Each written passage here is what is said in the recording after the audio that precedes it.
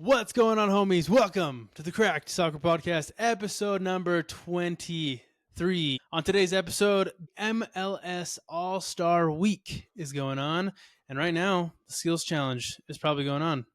Lots of MLS action this week, as well as the MLS Matchday 27. We're also going to be looking at the leaderboard this week to see who's been climbing up the ranks or who has not. Don't miss it. Make sure to check out the Crack Soccer Podcast, episode number 23, coming at you live. Bang, bang. With my homies, with my guys, Fernando, Fern Jimenez, and Angel, El Chino Lopez. How we feeling, guys? I was on time today. I was the first one on this Riverside, and for the You guys first really time calling me ever. You guys really... Oh, no, I'm just calling me patting out myself right on the back right now. I'm just patting myself on the back. But good to be here, ready to talk some football with you gents. So it's been an eventful week. Lots of good games. Nice. Hell yeah, dude. Love it. Fern, I've been seeing you post some stuff on the socials, man. How you feeling? I'm feeling good, man. My ball knowledge has increased by 10 times what it used to be. So Over 9,000 now. well. Yeah, it's over 9,000 for sure. Call me Kakaroto or whatever. Okay. Nice, dude. Heck yeah. Carrot cake. Love it, boys. Love it, boys. Let's go ahead and get it kicked off here. Really quick. The leaderboard. The Cracked Soccer Podcast leaderboard. Fern, if you don't mind, go ahead and show the people how we've been doing. How many correct picks we got going. Mama huevo, bro. Fern's catching up. Now it's just me and Fern back here, bro. Coming. Dick, dude, let's see. I mean, your boy is leading, continues to lead here with 163 points. El Capi, up top. It is what it is. But the title race here, Lopez with 154 and Fern with 144. Closer to you than I am to Fern. I would like to point that out. What do you mean the competition is me and Fern? I don't know. I don't know. Here's the thing. How far behind was Fern before this last week? I can smell your swass from here, bro. I'm getting there. That's what I'm saying. He's slowly catching up. So on Wednesday, Lopez got 6 right. Lopez got 6, Reyes got 7, and I got 6. So, but the deciding factor was Saturday because Lopez got 6, Reyes got 8, and I got 9. Oh. So between the 2 days, me and Reyes both got 15, and Lopez got 12. So we were 3 picks ahead. So some of these games, man, it's been like I don't know how you guys called some of these games correctly, but hey, we all do what we can do, and I'm not giving up. I would have caught up to Reyes if I didn't ride for Inter Miami so hard. Dang, that's wild. Honestly, dude, I mean, all it is, every single week, I just pick the favorite. Like, I can't really, like, at the end of the day, I can't really pick the underdog in the game, unless it looks like it could be potentially like a legitimate chance, like LA Galaxy. I've called a couple of those, but for the most part, I have to call the top dogs, like the top guys in the East, top guys in the West. Typically call them, but sometimes you got to pick them. But I always go for the favorite. It's just they're too good right now. It is what it is. They're just too good. Yeah, the season's been going on so long that they're kind of in a rhythm that it's a bit hard to catch some of these guys off guard. There has been one of them I'll talk about later. Yeah. But exactly. Yeah. So, we'll kind of keep track of that. The Crack Soccer Podcast leaderboard, we will be posting those every once in a while. We'll kind of post our picks every single week. But follow us, like, subscribe, comment, share all of those picks. If you agree, awesome. If you don't, even better. Let us know in the comments of Instagram, TikTok, Facebook, and YouTube. Nomás a la guerra. Nomás a la guerra. Exactly. But nonetheless, on to the next segment here into everybody's favorite, the Cracked Performances of the Week. We're going to have our friend Chino start us off, my guy. So please, Chino, if you will, with your Cracked Performances, kick us off, my guy. I got to start changing my name on the screen here to Fernando Jimenez, the way I be shouting out this man. Fern, throw it on the screen, baby. Boom! Could it be anyone else but El Chivo, Lionel Mama Huevo Messi. He absolute beast. Yes, he could have had his sixth and then seventh brace, but alas, they got kind of smacked on when was that Wednesday. Miami still, but came back, man, put up another brace, just saying like, hey, I'm still here, showing out. I was looking at a couple of stats as I was looking at my crack player of the week here. Yes, he's tied with Sam Surridge for most goals scored right now at 18 each, but my man has played 9 hours less. 9 hours? Like looking at the time minutes, like it goes into I did the I math. see. I did my calculations. He has played 9 Okay. hours less than Sam Surridge has played so far this season. Yes, I can pull up the minutes here in a second. It just threw me off because I thought you were trying to say games. I was like 9 hours. No, like so he's played Yeah. similar. Not he hasn't played similar games. He's played a couple games less than Sam Surridge has. But even then, man, like the time that he does play, Messi is incredibly efficient. 91% shot conversion ratio for this man in a league of his own. He like. I don't know, man. It's wild because I want to believe that like he just is that goated, right? And not that the MLS is just not that great that they can't keep up with him. But until I am proven wrong, man, Messi is just making it look easy here in the MLS. So we still have some incredible players right now. Like speaking of Sam Surridge, right? He's had a nice season there, scoring a lot there. But got to give it up to Messi. I wouldn't say that the MLS is a bad team. I just feel like as a Messi Glazer, he's just built different, you know? Like, and that kind of just shows like there are some of those players, kind of like I said, like a Zlatan Ibrahimovic that comes in and just has the confidence and does that. But there also hasn't been anybody else that has done what Messi has been doing in the MLS besides maybe Carlos Vela when he had that nice run in the MLS. I would say those two are like MLS wise. Yeah. Neck and neck. Yeah. I mean, he's a game changer, dude. It is what it is. Probably the best to ever do it. One of the best to ever do it. Probably. And, you know, the thing is, you know, put whoever you want around him. He's going to make that team better. So always a good performance there for him and, you know, always a good call out. So solid pick. And shouts to Fern's graphic there. I caught that goat, that Easter egg that time. I see you, bro. I see you. Yeah. I always get him in there somehow. Love it, dude. Shouting out though, moving on. My game of the week, the cracked game of the week. El Tráfico. Amazing game, bro. Honestly, I was looking at some of those recaps here online. LAFC started off fast, dominating. Dennis Bouanga hitting 2 goals in the 26th and 67th minute. Just electric pace, man, from these guys. I think that was his 13th goal of the season, so he's still putting up points. Yeah, he's up there for sure. 13th. Yep. And then they also had a goal from Javario Driloson, if you guys correct me. Please do. Yeah, something like that. Yeah. In the 33rd, you got it right. Yeah. In the 31st minute goal, there assisted by Nathan Ordaz. But then, dude, LA Galaxy, they are holding on. Just an absolute relentless comeback.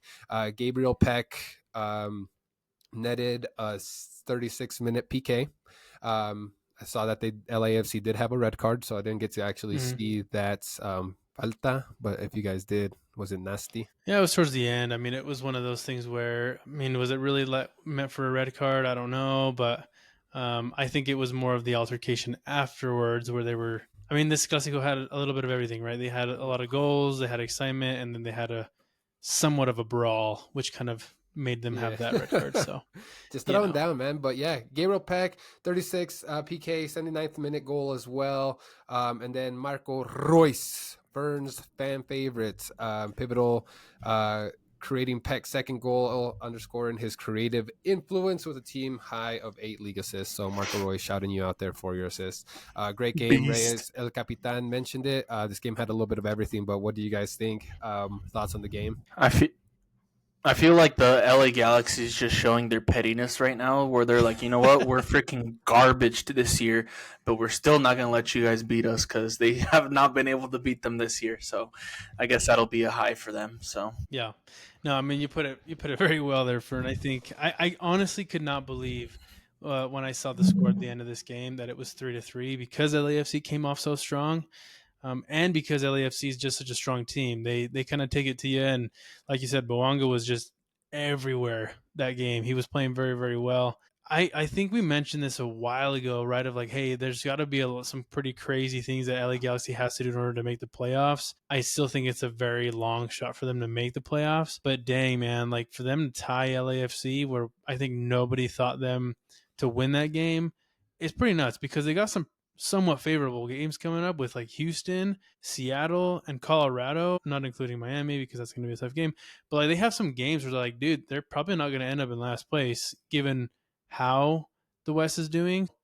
Who knows? I don't think they'll make the playoffs at this point. But dang, man, like you said, they're not going down without a fight. It is LA Galaxy, you know? yeah, they. Thanks. Sorry, go ahead, Fern. I was gonna say if they won the Austin game on Wednesday, they definitely they wouldn't have been last anymore. But once again, the LA Galaxy doing their thing this year. I know. Yeah. I mean, that one was unfortunate. They ended up getting something very, very late, but they definitely could have won that game. They had 16 shots over Austin's 7. Yeah, they could have won that game, but that's the thing. At the end of the day, they just couldn't get it out. Just couldn't get it done. But anyways, good call out for sure. That's always a good game. El Tráfico, the number one. Tráfico. I mean, I would say the number one rivalry in the MLS right now. I agree. I'd agree with that.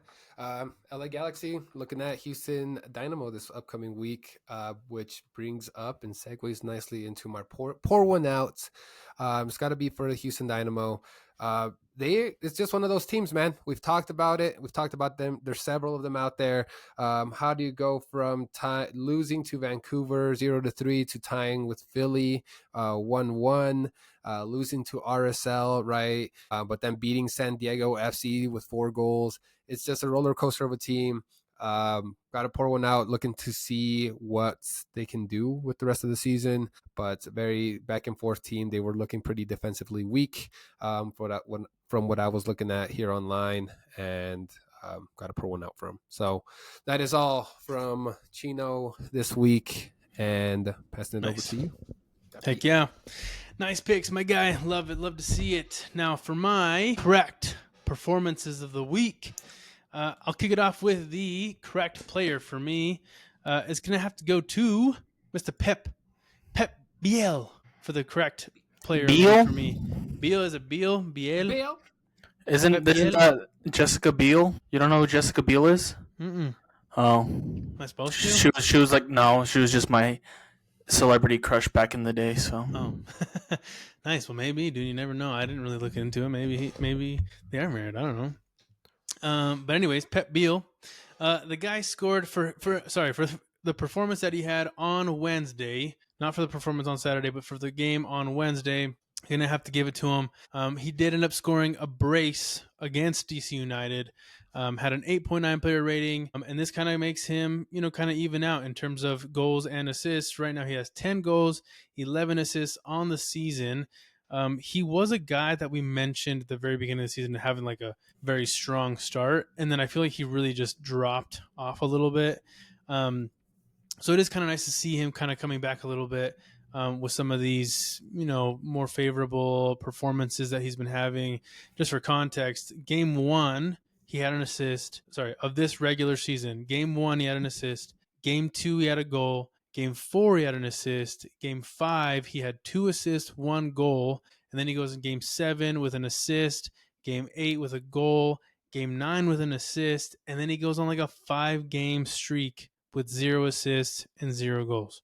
So somewhat of a, rocky mid-season or somewhat for not only Pep Biel, but for Charlotte in general. You know what I mean? They just didn't really kind of figure it out for that middle of the part of the season. But nonetheless, good on him for 2 goals on Wednesday, which is pretty sweet. And obviously beating DC United, which is a team that has not been playing very well. So glad they did not lose to a very bad DC United team.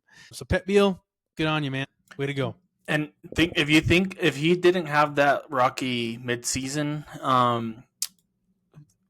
what is it, like, slump that you just talked about? He's currently second in the top assists, with Dreyer above him with just 2 assists, and he's actually fifth in goal contributions with 21.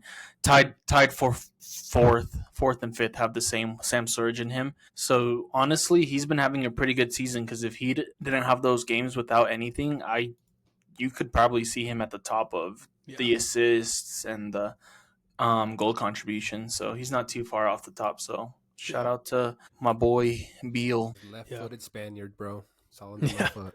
Yeah, exactly. Yeah, it'll be interesting to see without Patrick Augimeng over there too. So you never know. You might start seeing him a little bit more, given the absence of Patrick. So maybe we'll see more of him. Maybe he'll kind of start climbing up the leaderboard. So.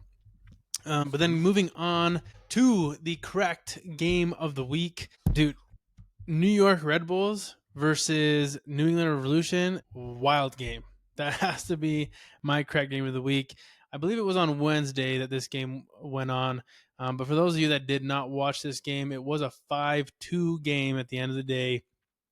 But just the thing that was kind of interesting to see was that this first half was just Revolution. New England Revolution took complete control of this game, having a goal in the 5th minute, and then on the 30th minute, one from Leo Campana, and then the 30th was from Kyle Duncan. Let's see. This is a little bit of some statistics here, but Campana netted his first multi-goal game of the 2025 MLS season, finishing with 2 goals and a team-high 6 shots.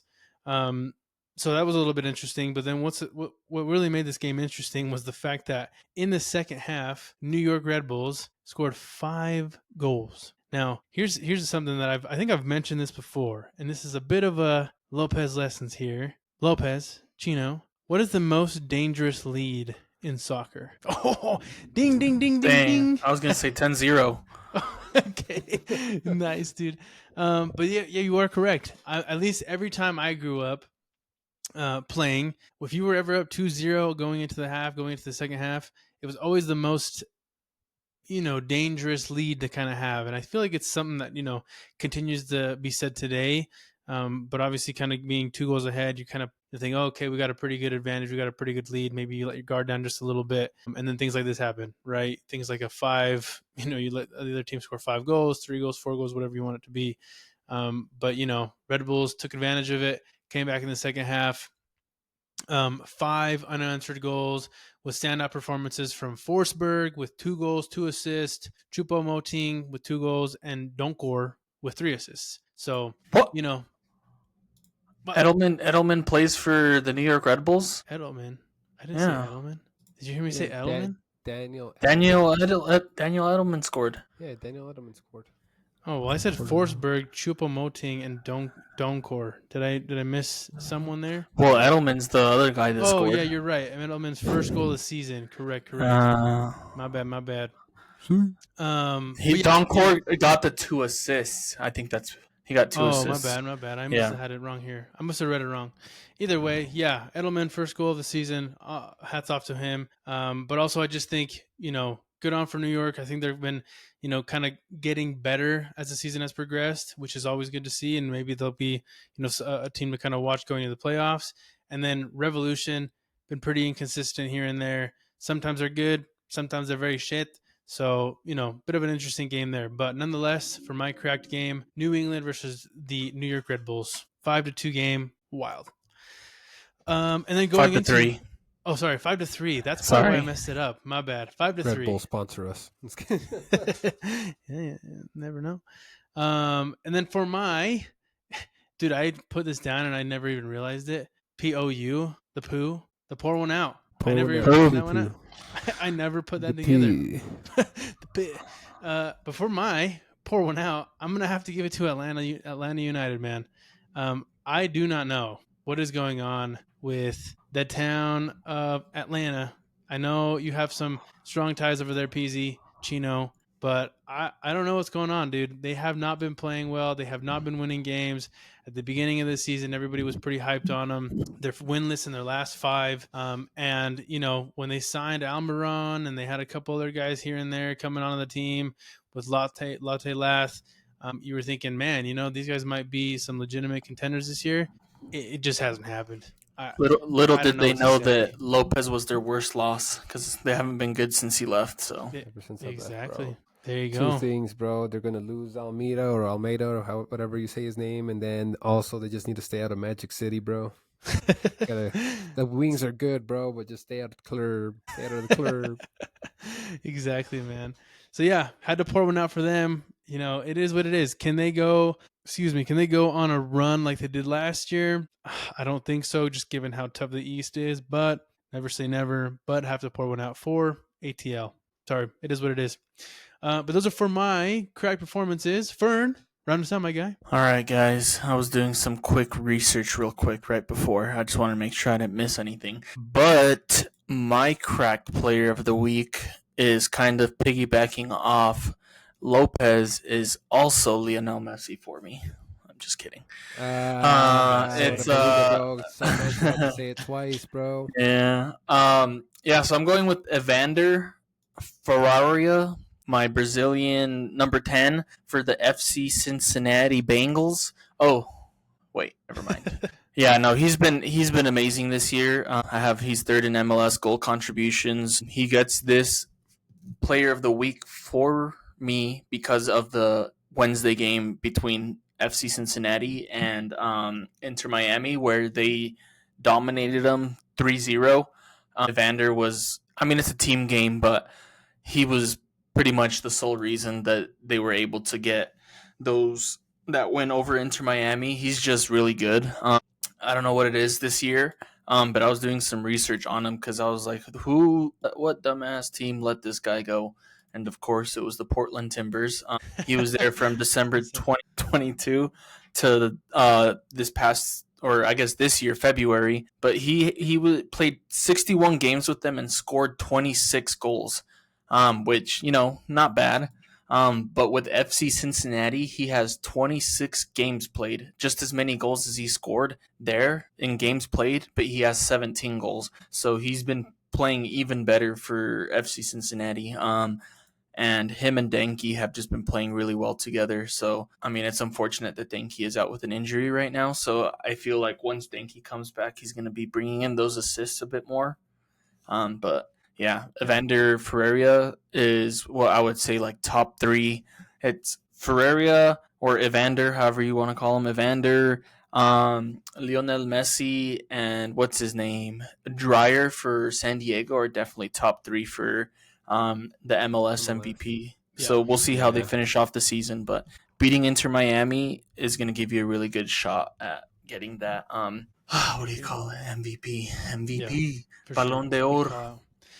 Solid call out. Mm-hmm. So yeah, shout out to my boy Evander. Unfortunately, you couldn't do that against Real Salt Lake when it mattered, but you did against Miami, so it's fine. But my game of the week was let's keep it with Inter Miami and Cincinnati. So the reason I picked this game is just because, like we've talked about, the Eastern Conference is just so stacked right now. Like FC Cincinnati, Nashville, Philly, Columbus, Inter Miami, any of those teams just, could win the MLS Cup. Versus, I would say, like a good strong 2 contenders in the West Coast. But to come in and beat Inter Miami 3-0, especially with the way that Miami and Messi were playing, like up to that point, Messi had 2 or 4 braces, and this was his 5th game. He missed out 6th game, he got it. So he's had 5 and 6 games. To be able to stop Messi when he's playing that well and to beat them 3-0, they just had to get my game of the week. Even though it was kind of one-sided, I just feel like it just displayed how good of a team Cincinnati is to be able to do that to one of the bigger teams. So shouts out to Cincy. Yeah, and they really shut down Messi that game. At the end of the day, he had like a 5.8 player rating and 71% on passes. Yeah, they shut him down for sure. 5.8. Yeah, he didn't do much. Let's see. He had I mean, I guess 61 touches isn't bad for Messi, but I'm pretty sure he usually gets more than that. Yeah. Let me see. Like, let's see the Expose these Red guys Bull, for the sure. Red Bull, the Red Bull game, 68. So yeah, they kept them pretty locked down. But I just needed to pour one out for. Wait, what the heck? I am big tripping right here. Sorry, guys. Freaking San Diego FC. Um, they anytime somebody loses to Toronto, you got to pour one out for them, Dude. especially when you're fighting for to be the number one team in the West. I mean they are the number one team in the West, but if Vancouver wins their next game because they're one game behind, they'll drop down to second. But you just can't be doing that. At the end of the day, being first in the MLS doesn't really matter too much, you know? Like Inter Miami had the best season in MLS history last year, and nobody cares because LA Galaxy won the MLS Cup. So that's what you want to do. So yes, you could kind of say these games don't matter too much once you're in first and you're guaranteed a playoff spot. But nobody wants to lose to the worst team in your. I guess they're not the worst team. That's Yeah. that's SCF Montreal on that side. But yeah. Yeah, no, good call out too. And here's the thing too, real quick side note. For those of you that probably are looking into the MLS and saying, oh, these games don't matter. Listen, playoffs and placing matters at the end of the day. You know what I mean? Does it is it the whole thing of like, oh, well, does it really matter that much? If you had a San Diego FC playing a last place Toronto that maybe got in the playoffs at the very, very end and they knocked them out, that's wild, bro. Like, do these games matter? Yes, I think so. Like, I don't know. Don't ever talk. If I you feel like get you can't first, talk that down. right? Do you get a bye if you get first? I think so. I believe so. You also get the supporter shield, which is a trophy, but people don't really count that as like the trophy. It's the MLS Cup. Yeah. Well, hopefully, I mean, I'm just hoping that Inter Miami plays it smart. With their rest and go for the cup instead of the supporter shield, but we'll talk about that here in a little bit. Nice. Hell yeah. We'll love to hear it, man.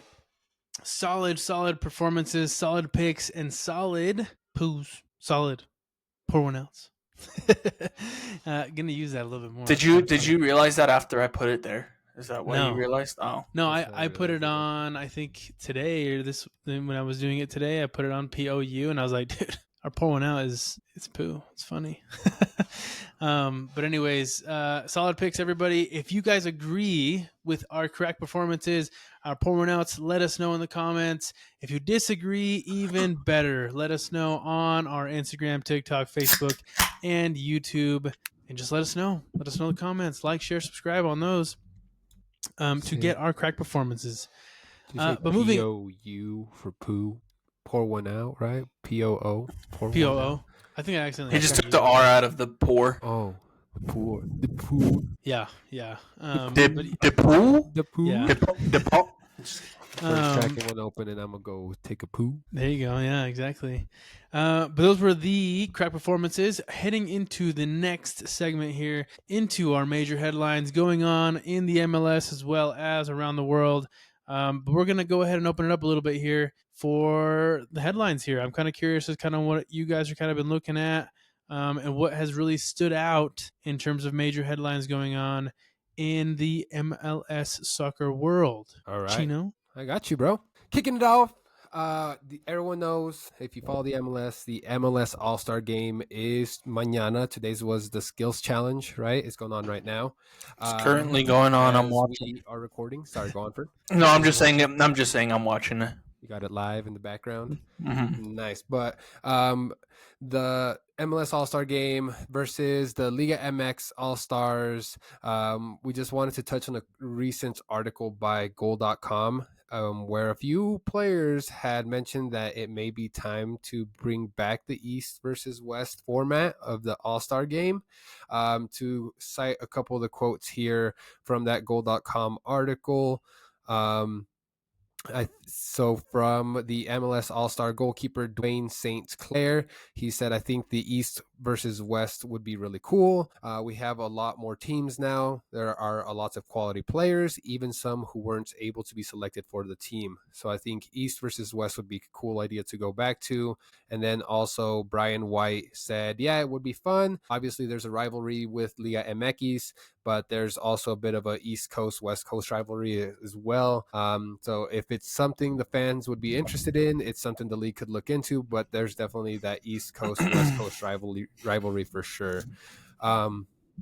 And so the original, so I was doing a little bit of digging, reading into this article, and the original intention with the MLS facing international clubs, whether it was Chelsea, Bayern Munich, or Liga MX teams, was to prove that the MLS belonged on that global stage, right? And it worked to some degree, because I was looking at the history there. They beat Chelsea in 2012, and then they also beat Bayern in 2014, which was like some pretty big moments for the league's credibility on that world stage. But if you look at the last couple of years, as people have become more interested in football, MLS All-Stars, man, have been absolutely outclassed, taking a 5-0 loss versus Arsenal in 2023 and a 4-1 loss versus Liga MX in last year's All-Stars game. Has been feeling like a little bit more like publicity hits for them, and people just absolutely flexing on the MLS All-Star team, which is supposed to be the cream of the crop, the best of the best here that we got. So it just doesn't hurt prides. It just explodes how like lopsided and disjointed these teams can be. So with that though, that's a lot of info. What do you guys think? I personally like the format where they have the competition versus Liga MX, but that's just me personally. Fern, I saw you raising your hand. I mean, yeah, like you said, obviously the rivalry between Liga MX and the MLS is fun to watch. But with them trying to build the MLS to be bigger, kind of get these names out, I feel like it makes more sense to do East and West, just because you can get more of your players. They got like what do they call it, snub this year, and kind of showcase more of the actual players inside the MLS, and get those names out versus just what is it, like 11 that start and how many subs? I don't know how many subs they have, but you could double whatever the amount is if you were to do it East versus West type thing. But obviously, MLS versus Liga MX is always going to be a big draw, so that's probably why they're doing it. We'll see how this year goes. Maybe, like you said, if they get cooked 6-0, they're going to be like, all right, let's just keep it in between us because Messi's not showing up and whatnot. So I saw that he might be, and I don't know if one of you was going to discuss this, whether he'd be there or not, but Reyes, were you going to cover that later? Yeah, I was just going to mention, I know there was a post that went out a little bit earlier today, I feel like it was, that some of the top names are actually not, have not necessarily checked in to the MLS game. So I believe in terms of like top names, it was going to be like Lionel Messi, Jordi Alba, Sergio Ramos, James Rodriguez, which honestly are probably the biggest names right now in MLS Liga MX respectively. So if they participate, great. But if they don't, I mean, I feel like a lot of people kind of bought tickets to see them. You know what I mean? Might have been the cheapest ticket to go see Messi. I want my refund. Exactly. You're going to have to do a couple of refunds. Now, are they going to potentially like just show up maybe tomorrow? I hope so. I would assume so. But I can also see where, maybe a Ramos, maybe a Messi decide to just say, I ain't going, which would really suck, to be completely honest with you. I would think that those two have a little bit more class than that, than to just not show up when they were selected. So I would hope that they show up. But going back to your question, PZ, on the MLS and whether they should kind of keep it with the Liga MX, I think it's a good place to start right now. I think right now the MLS has been growing, has been doing very well with bringing talent in, developing talent, and why not showcase that against your direct competitor, Liga MX? You know what I mean? Why not showcase that? Does it suck if we get cooked 4-1, 3-1, whatever it may be? Absolutely. But I think over the years, you're going to grow both of these games, both of these leagues. across these two countries, and it's only going to get better between these two. So I think it's good for now. But I do think once it starts to kind of get, a little bit bigger, where maybe we have more teams, more developed players, more of a farm kind of players to kind of choose from, then go back. You know what I mean? But I do like the idea. I honestly would love to just kind of see like an MLS All-Star Game, and then maybe at some point, maybe even earlier on the season or something like that, do like an MLS versus Liga MX game, because that draws a lot of people, like you said, right? A lot of Hispanics out here in the United States that would love to watch a lot of these Liga MX players. So why not keep both? Why not do both? Yeah, no, and like you guys have both mentioned, like there's just so much value in the Liga MX versus MLS All Stars.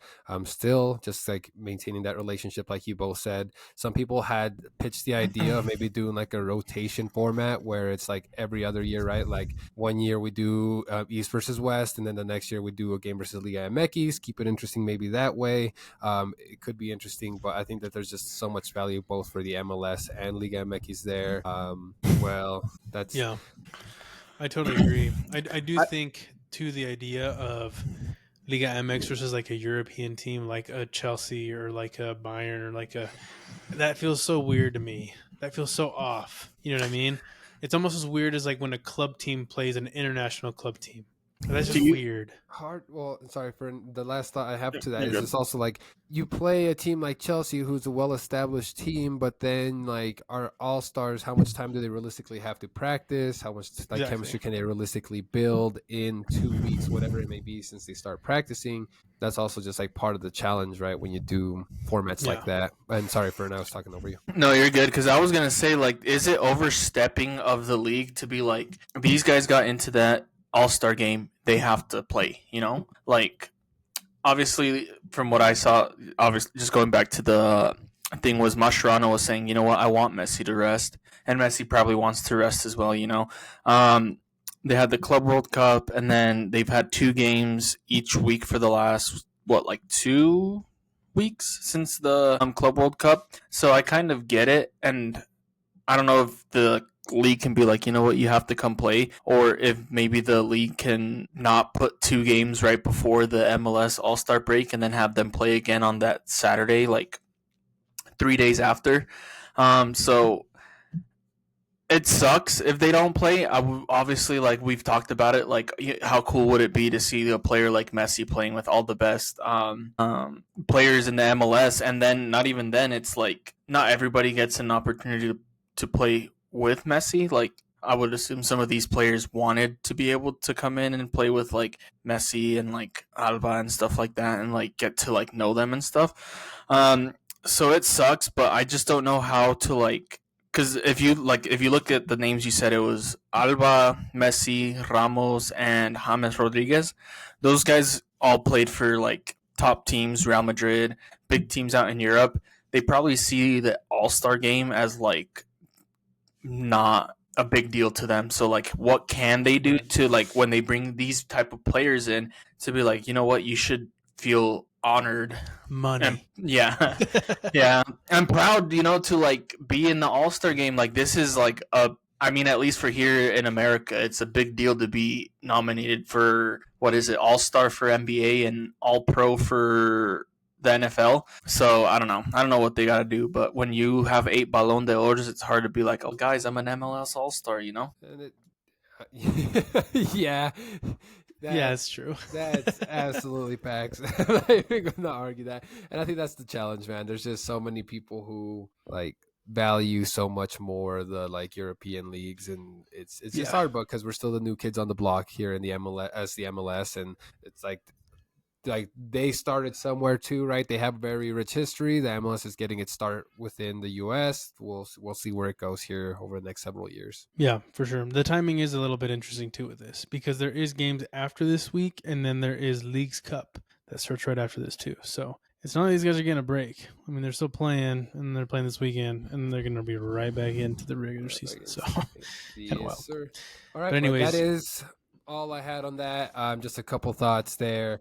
Interesting. Whatever you guys think, drop it in the comments. Do you think that we could maybe see an East versus West in the future, or do you guys think that there's a lot of value like we do in the Liga MX partnership there with our All Stars?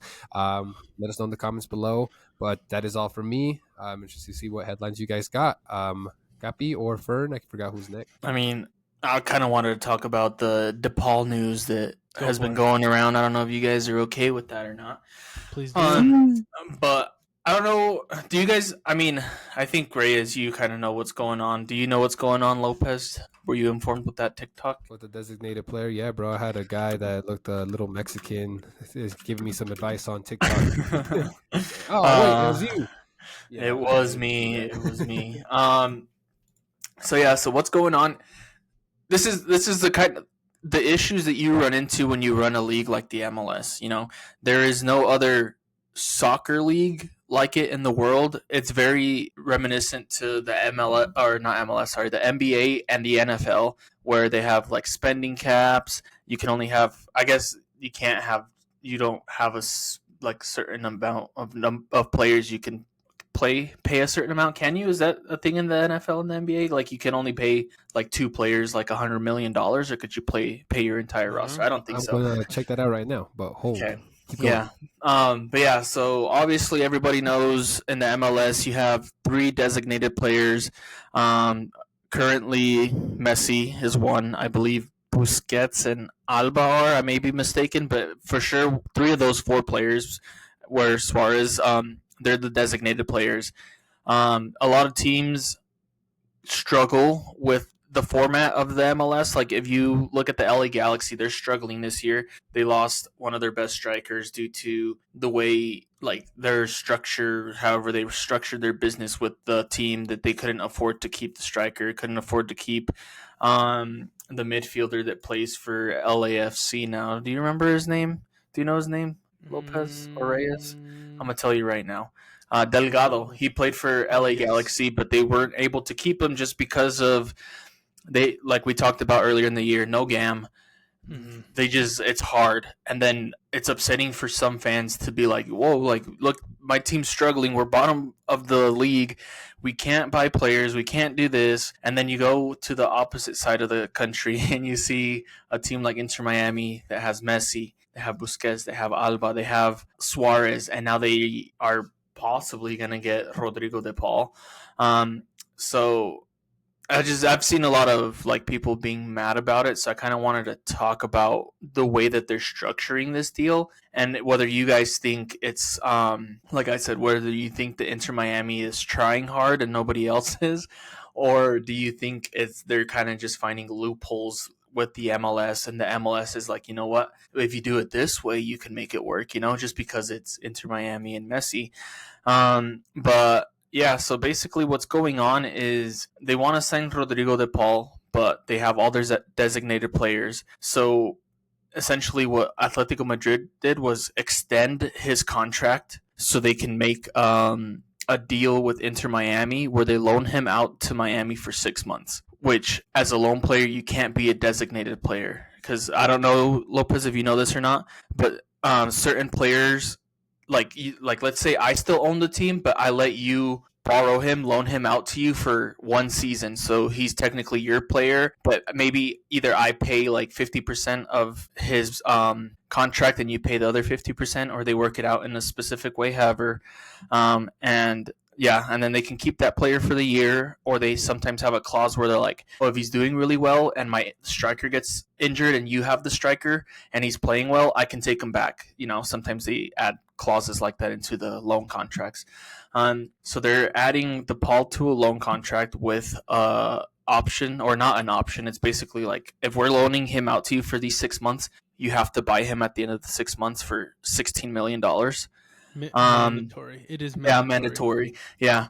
Yeah. So yeah, and then basically once the 6 months end, they're gonna have to decide whether somebody wants to retire or get rid of Messi. Yeah, Messi's retirement announcement. Not even. But yeah, so yeah, I mean, I've just seen a lot of people complain about that, especially because it's $16 million over 4 years. So. Yeah.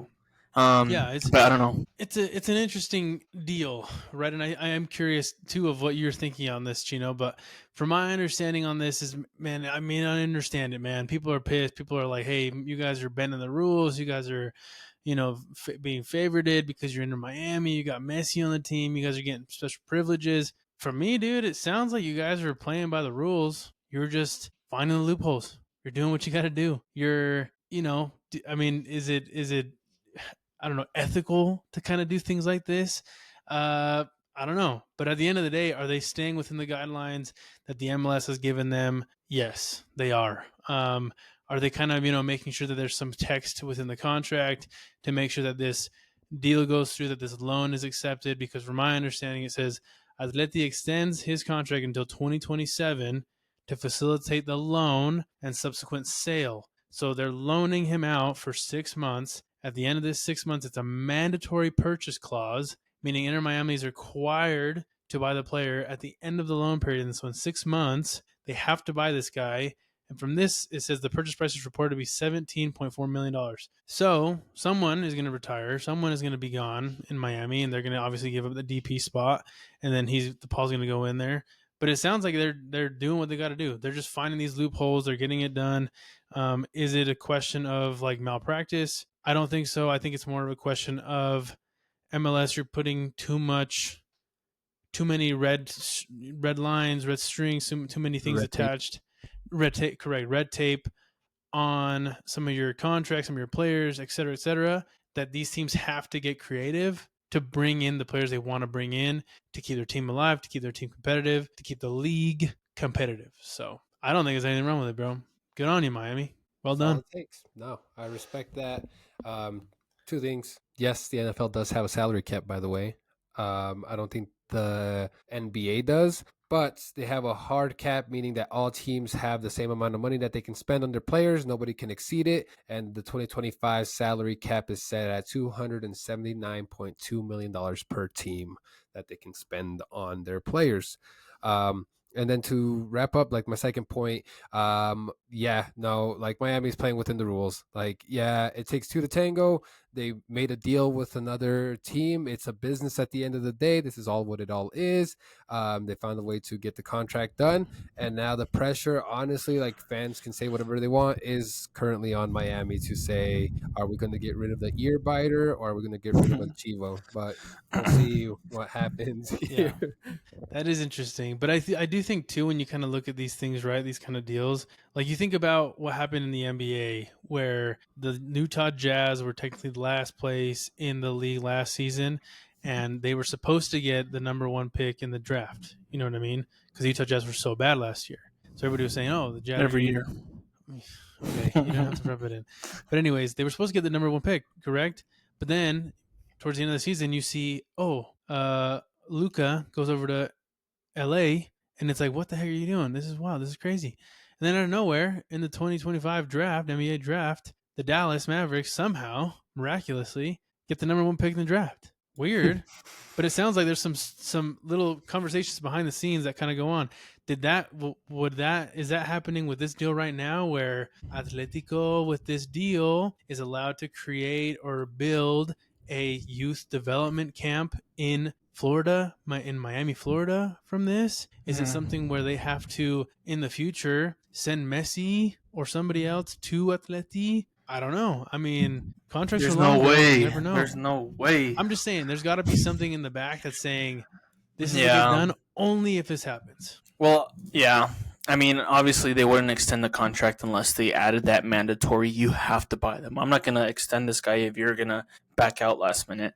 But I know there technically is a cap in the NBA, but they can go over the cap. But then there's a thing called the luxury tax where if the team, like let's say they have $250 to spend and then they spend $300 or $250 million to spend and they spend $300 million, the owner has to pay those extra $50 million, not the team. He'll easily give that. Yeah. Well, that's what the Warriors have been doing. He's like been paying like $100 million or something to keep the players that they've had. But I just feel like kind of maybe this saga that's going on right now can get the MLS to kind of rework the way these things work. Like maybe, Lopez said, what was it, $270 million Yeah, per 279 team? million. Like give each team like this is as much as you can spend. If you can't afford to spend that much, I'm kind of sorry. um, but these other people have that option too, and there's no like you can only have this amount of good people here, and because it just helps the teams more. Like I said, the LA Galaxy, they won last year, and they basically got nerfed by the MLS, not on purpose, but just the way that just the way that it runs, they kind of just screwed them over, and they're like, oh well, now look what happened. So obviously you also don't want the team that won last year to come back and finish last. So maybe this should help them figure something out. Maybe change some things up. Yeah, for sure. No, I mean, it's a solid take. So it is interesting. It is going to be interesting to see how this all pans out. But very good headline, man. Very good headline. Sick, man. I'll kind of cap us off here with the last little headline here for the conversations here. Have you guys heard of the Campeones Cup? Anybody? Any takers? Anybody at all? Yeah, they've been inviting me to play for the last few years. I've told them no. I'm busy. Nice, dude. Love it. But for those of you that don't know, because honestly, to be honest, I've never really heard about this. It's kind of a bit of an interesting, game that I've kind of heard of. This is a annual North American match that is contested between the previous MLS Cup winner and the current winner of the Campeón de Campeones from Liga MX. And the competition basically started in 2018, right? So 2018, we had this whole situation where these two winners go and they play and they basically pay for this cup. I'm assuming for a good chunk of change. I'm assuming for a good chunk of, sponsorship, TV, right? In 2018, Tigres won. 2019, ATL. 2021, Columbus. 2022, New York. 2023, Tigres. And then last year, 2024, Club America beat the Columbus Crew in what was a very exciting penalty shootout. So this year, it will be Tiebreaker. the tiebreaker, because we are 3-3. It's tied with this game, but it will be LA Galaxy versus Los Diablos. Los Diablos de Toluca. Please don't do this. Don't put him in that situation. Please take him out. It's going to be pretty insane to watch. But here's the thing. I'm a little bit excited because Toluca is a very strong team. They've played very, very well last year within the regular season. They have very, very strong players on that team. But LA Galaxy, like we said earlier today, they don't go down without a fight. They've been not very good, clearly, going 10 games winless, but recently being pretty good. You know what I mean? I mean, they kept up with LAFC, so great on them. But basically, this game is going to be on... Sorry, I had it on here. And then I totally lost it. It will be on... Are you trying to find the day? Yes, exactly. I'll tell you right now. October 1st. October 1st, correct. October 1st, LA Galaxy versus Toluca will play for the Campeones Cup. Going to be interesting. Going to be a fun game to watch, I'm sure. Will there be a lot of people watching? Maybe, possibly. It will be in LA. So, is it a home game for LA Galaxy? Who knows? Is it a home game for Toluca? Maybe. It is at the Dignity. Yeah, it'll be in Dignity. So, no, I meant like... Yeah. The fans. Yes, sorry. correct. But anyways, I'm curious what you guys think. I think this is a pretty interesting, game, cup, if you will. But it also kind of just feels like, hey, we're just going to throw this out there and see how many people show up. Curious on your guys' thoughts on this game. Fun idea. Come on, just taking the previous winners. But then, like Fern was saying, what happens when you end up with the situation that we have now, right? Yeah. LA...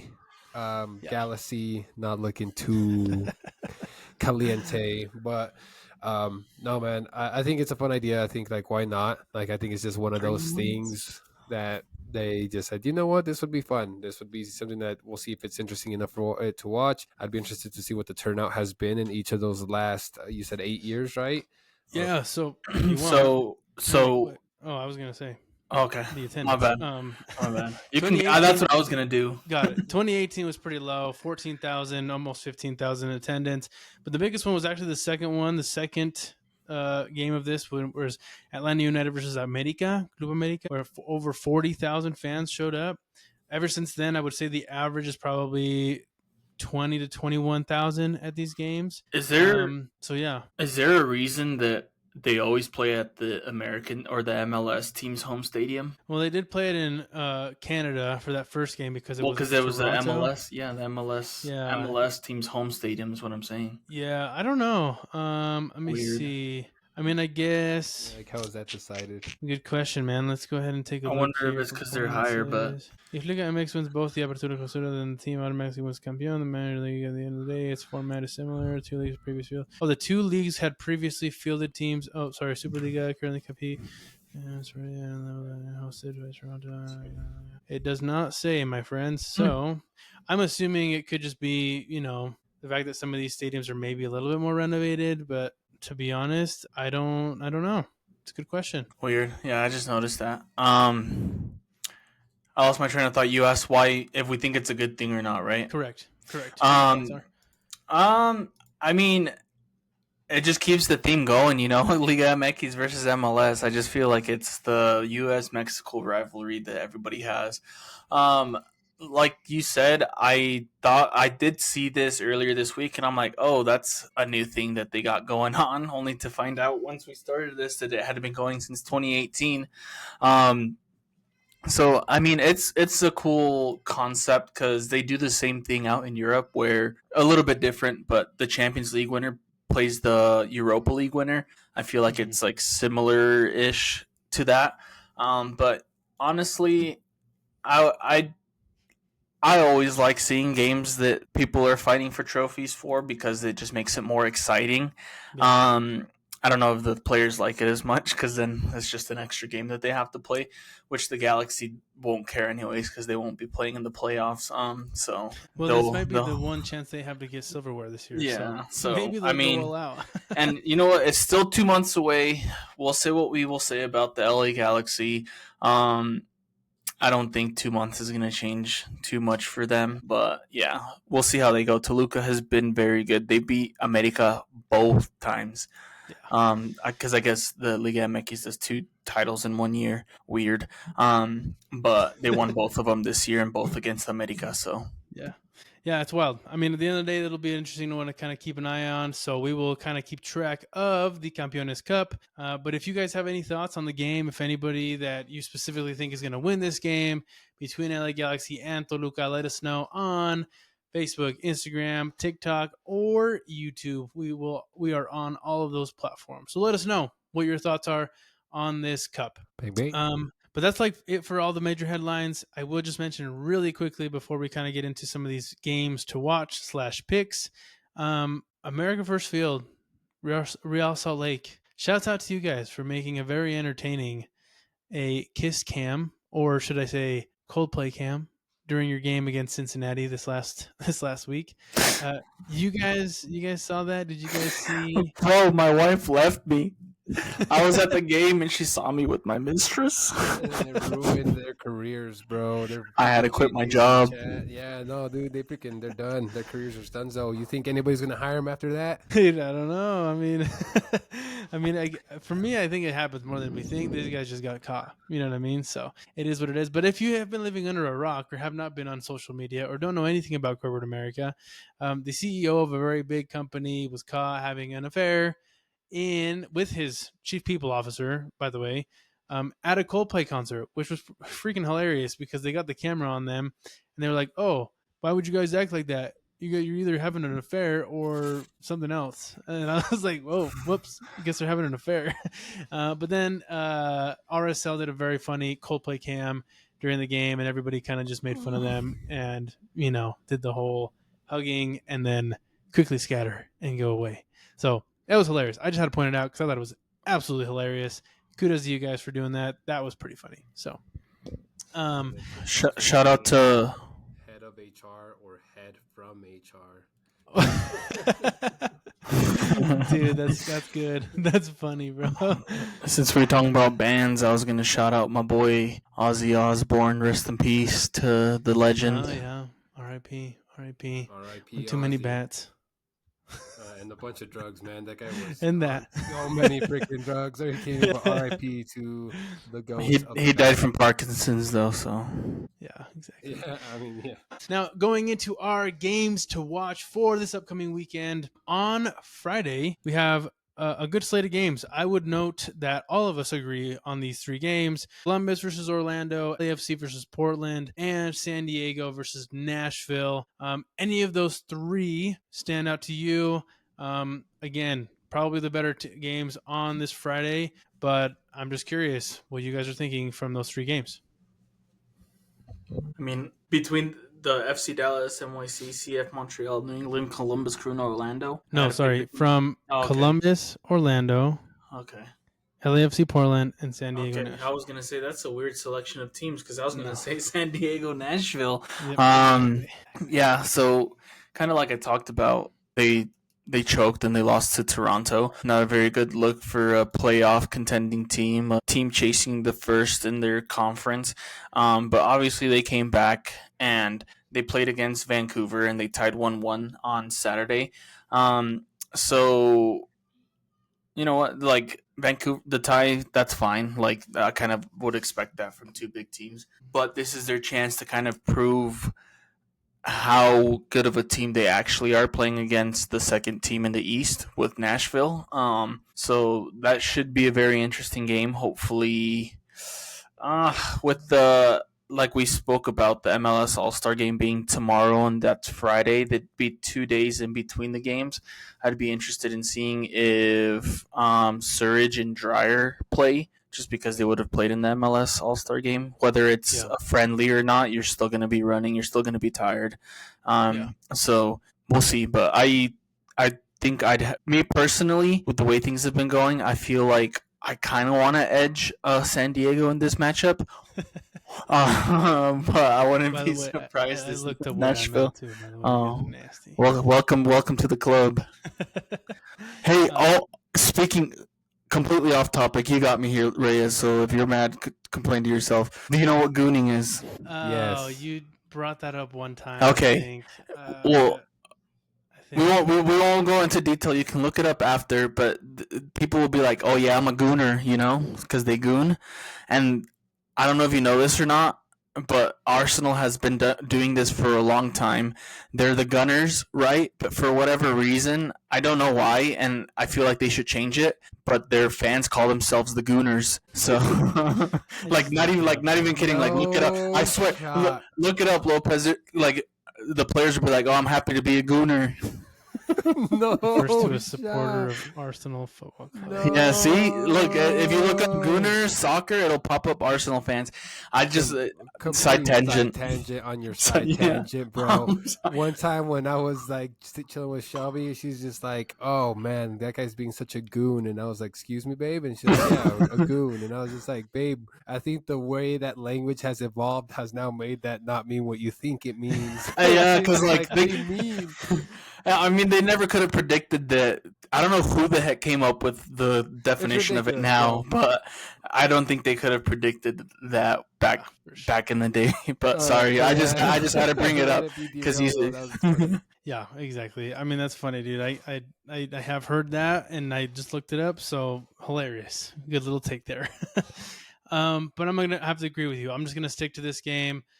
San Diego FC versus Nashville SC. I think very, very strong tops, very, very strong attacking teams here. So I'm very hoping that this is a high scoring game.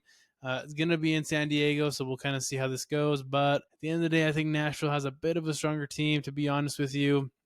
And that injury report is a little bit crazy for San Diego, so I'm going to have to give it to Nashville. But again, I hope this is like a 4-3, 5-4 game. We'll see. They have a lot of attacking power on both sides. No, good games, great call-outs. I definitely got my eye there on the LAFC versus Portland Timbers. We are Los Angeles. While that's pulling up, LAFC looking very good. Portland Timbers had a very strong start to the season, but is my boy Bowanga going to keep doing it, man? He's already in double-digit goals and assists. I'm not sure if Portland can slow him down there. And then also Portland hasn't been so like LAFC are on the edge of the Western top four, and they just need a little bit more consistency. But they're close to the top there, and Portland has been a little bit unpredictable, like I mentioned. And we'll see if they can prove that they deserve to be in playoff contention, because it's been looking a little rough over here over the last couple games. But definitely a game to watch and see if LAFC can remain a little bit dominant there with El Señor Boanga. For sure. Yeah, and 5th place going up against 6th place, going to be a good one, right? Whoever wins kind of gets up top on the placement on the leaderboard. I mean, very cool. LAFC is 2 games behind Portland and 3 behind San Diego, so they're not as close as the charts may see it, make it seem. I can't speak today. I've been gooning too much. Got my head all freaking twisted up. Easy there, big dog. Nice. But those are the games for Friday. A good little slate for the Saturday window.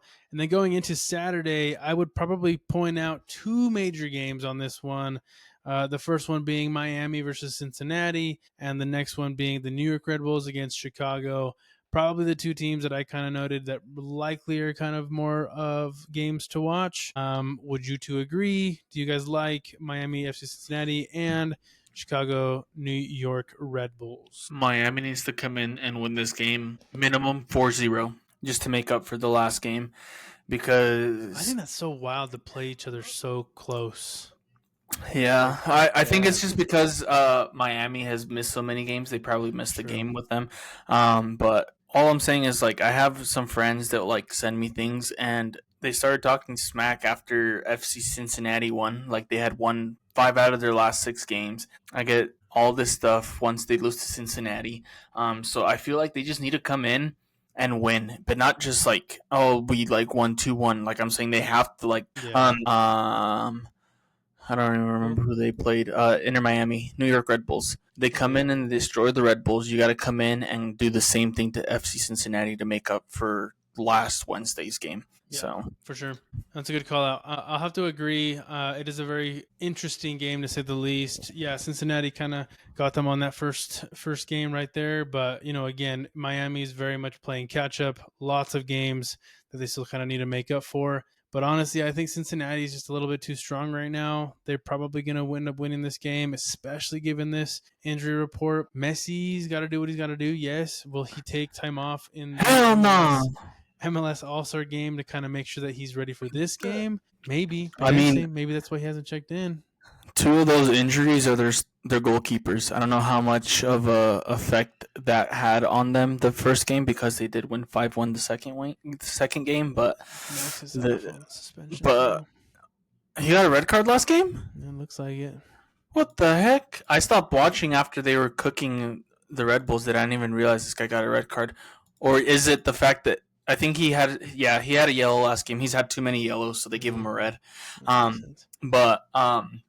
Yeah, it'll be fun to watch. Peasy? I echo what you guys think. I like that Inter Miami versus FC Cincinnati game. It's also going to be a good one. Chicago looking meh. Red Bulls looking back and forth as well.